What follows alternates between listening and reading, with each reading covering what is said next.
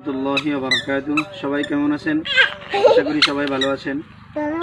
এখন আজকে পবিত্র জুমার দিন, সবাই নামাজ পড়তে যাবেন। জুমার নামাজ পড়ে সবাই দোয়া করবেন। আমাদের দেশের মধ্যে যে একটা বিপদ চলতেছে, আল্লাহ তাআলা যেন এই বিপদগুলো হটায় নেয়।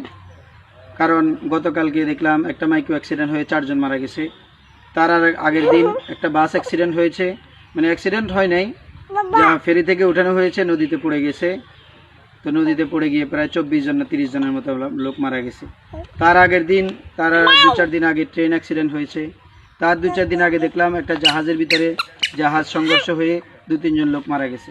তো আল্লাহ তাআলা আজকে সবাই দোয়া করবেন, আজকে পবিত্র জুমার দিনে সিলসিলায় নামাজ পড়ে সবাই দোয়া করবেন আল্লাহ তাআলা যেন এই সকল বিপদগুলো, মহামারীগুলো আল্লাহ তাআলা যেন হটায় নেয়, দূর করে নেয়।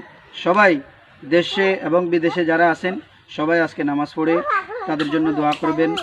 আমাদের ভাইদের জন্য দোয়া করবেন, যারা অসুস্থ আছে তাদেরকে আল্লাহ যেন সুস্থ করে দেয়, এবং যারা মৃত্যুবরণ করেছে আল্লাহ তাআলা যেন তাদেরকে শহীদি মর্তবা দান করে। ভালো থাকবেন। আসসালামু আলাইকুম ওয়া রাহমাতুল্লাহি ওয়া বারাকাতুহু।